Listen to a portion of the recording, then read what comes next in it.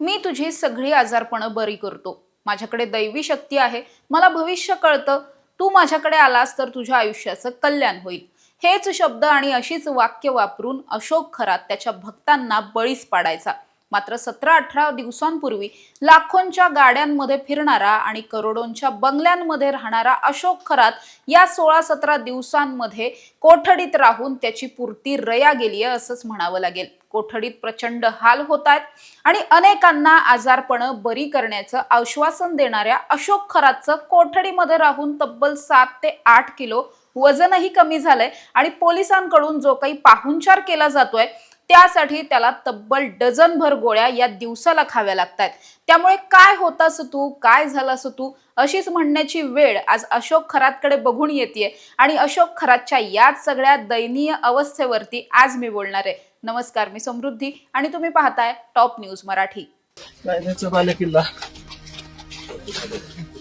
नाशिक जिल्हा, बालेकिल्ला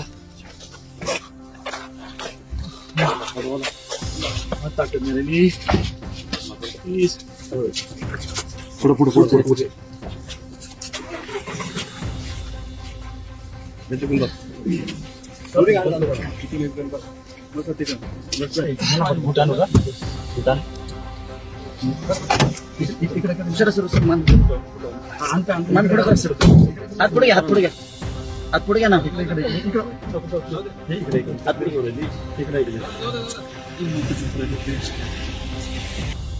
अभ्यासात अतिशय ढ आणि 10वीला नापास झालेला अशोक खरात प्रॅक्टिकल आयुष्यामध्ये मात्र अतिशय हुशार निघाला। कारण समोरच्याला कसं फसवायचं, समोरच्याला आपल्यावरती विश्वास ठेवायला कसं भाग पाडायचं आणि समोरच्याचं पूर्णपणे शोषण कसं करायचं, मग ते आर्थिक असेल, मानसिक असेल किंवा लैंगिक असेल, हे चांगलंच या अशोक खरातनं ओळखलेलं होतं। गेल्या 2-3 दशकांपासून त्यानं याच सगळ्याच्या माध्यमातून कोट्यवधींची संपत्ती कमवली। कधी काळी अगदी चोऱ्या माऱ्या करणारा हा अशोक खरात, ज्याला त्याच्या गावचे लोक, त्याच्या शाळेतले मित्र कोंबडी चोर म्हणून ओळखायचे, आणि आज हाच अशोक खरात हजारो कोटींच्या संपत्तीचा मालक आहे। केवळ तो एकटा नाही तर त्याच्या घरात असलेले इतर सर्वच सदस्य म्हणजे त्याची पत्नी, त्याच्या 2 मुली, 1 मुलगा, हे सगळे आणि या व्यतिरिक्त आणखी काही त्याच्या जवळचे लोक सुद्धा या सगळ्यामध्ये इन्व्हॉल्व असू शकतात। या सगळ्यांच्याच नावावरती शेकडो कोटींची प्रॉपर्टी आहे। मात्र हे सगळं उभं करण्यासाठी अशोक खरातनं किती काळे कारनामे केले हे आतापर्यंत आपण पाहतच आलोय। इथून पुढे सुद्धा नवनवीन मालिका या सगळ्या कारनाम्यांच्या समोर येतीलच। मात्र हेच सगळं करत असताना जी काही पाप त्यानं केली होती त्याच पापांचा घडा अक्षरशः भरला असं म्हणावं लागेल आणि त्यामुळे त्याच पापांची फळ सध्या अशोक खरात पोलीस कोठडीमध्ये भोगतोय। केवळ 16-17 दिवस झालेत अशोक खरातला पोलीस कोठडीमध्ये असून मात्र याच 16-17 दिवसांमध्ये अशोक खरातचे प्रचंड हाल झालेले पाहायला मिळतात। खरं तर या 17 दिवसांच्या पोलीस कोठडीमध्ये दररोज 8, 10, 12 तास त्याची कसून चौकशी सुरू आहे। जरी तपास अधिकाऱ्यांकडून म्हटलं जात असलं की तो तपासामध्ये फारसं सहकार्य करत नाहीये, पण पोलिसांकडून, तपास अधिकाऱ्यांकडून त्याच्याकडून उत्तर मिळवण्यासाठीचे जे काही प्रयत्न करणं शक्य आहे हे सगळे प्रयत्न केले जात आहेत। मात्र मुळातच वय जास्त आहे, दुसरीकडे आतापर्यंत इतकी लक्झरियस लाईफ जगायचा मोह होता किंवा एकंदरीतच राहणीमान तसं होतं, सवय लागलेली होती। या सगळ्याच्या नंतर अचानकच पोलीस कोठडीमधलं हे आयुष्य जगणं अशोक खरातसाठी मात्र प्रचंड अवघड ठरतंय। कारण अशोक खरातला मुळात वरून जरी अगदी सूट बूट ब्लेझर वगैरे घालून बसणारा हा बाबा आहे, इन जनरली आपण बघतो की जे भोंदू बाबा असतात ते गळ्यात माळा वगैरे घालून, कधी धोतर घालून वगैरे अशा पद्धतीनं फिरत असतात। मात्र इतर सगळ्याच बाबांपेक्षा हा भोंदू बाबा कायमच प्रत्येकच गोष्टीत वेगळा ठरलाय, वेगळा राहिलाय। कारण त्याचं राहणीमान, त्याची लाईफस्टाईल ही प्रत्येकच बाबापेक्षा म्हणजे इतर सगळ्याच महाराजांपेक्षा, बाबांपेक्षा, पुजाऱ्यांपेक्षा ही पूर्णपणे वेगळीच होती। त्यामुळे इतकी लक्झरियस लाईफस्टाईल जगणाऱ्या या अशोक खरातचे पोलीस कोठडीमध्ये मात्र खूप हाल होत आहेत।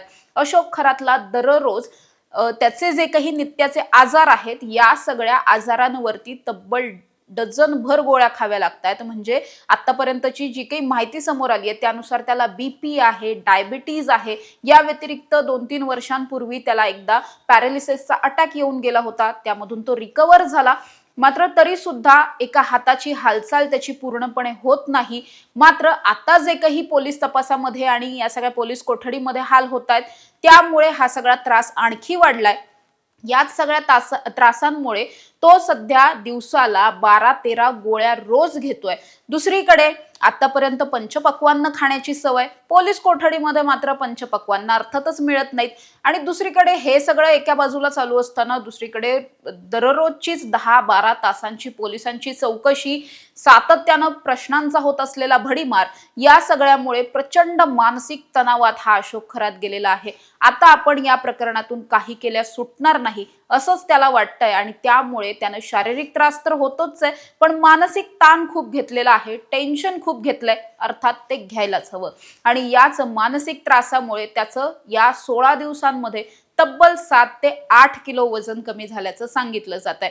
अर्थातच पोलीस कोठडी अजून खूप वाढणार आहे. पापांचा घडा तर भरलाय, मात्र गुन्हे अजूनही दाखल होत आहेत. अजून अनेक गुन्हे दाखल होऊ शकतात. गुन्ह्यांची नवी मालिकाही एखादी समोर येऊ शकते.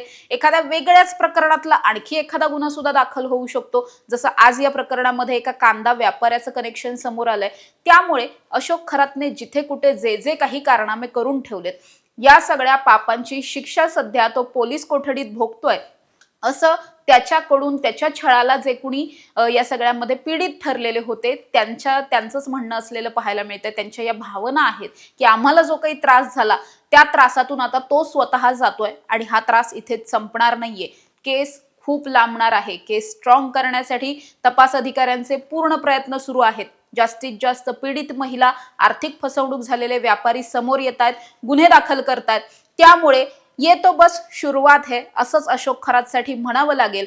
अजून तर खूप मोठा प्रवास करायचा आहे आणि या सगळ्या प्रवासाला हाच स्वतःकडे दैवी शक्ती आहेत असं म्हणणारा, स्वतःला कधी कृष्ण तर कधी महादेवाचा अवतार म्हणणारा अशोक खरात या सगळ्याला कसा सामोरं जाणार. आणि आता अगदी म्हणजे 16-17 दिवसातच एवढे हाल झालेत, तर आणखीन पुढे किती हाल होणार याचाच विचार सध्या उभा महाराष्ट्र करतोय. अशा ताज्या आणि महत्त्वाच्या बातम्यांसाठी तुम्ही पाहत रहा टॉप न्यूज मराठी. आपला महाराष्ट्र, आपली बातमी. तुमची car, electric panel, data server आगीपासून सुरक्षित आहे का? नाही? मग आजच बसवा F protect temperature activated fire suppression device. यामध्ये आहे eco friendly non toxic pressurised liquid, जे आग लागल्यास क्षणार्धात ऍक्टिव्हेट होऊन आगीवरती मिळवते नियंत्रण. बसवण्यास अतिशय सोपे आणि सुटसुटीत टेकालिपचे एक दर्जेदार उत्पादन एफ प्रोटेक्ट.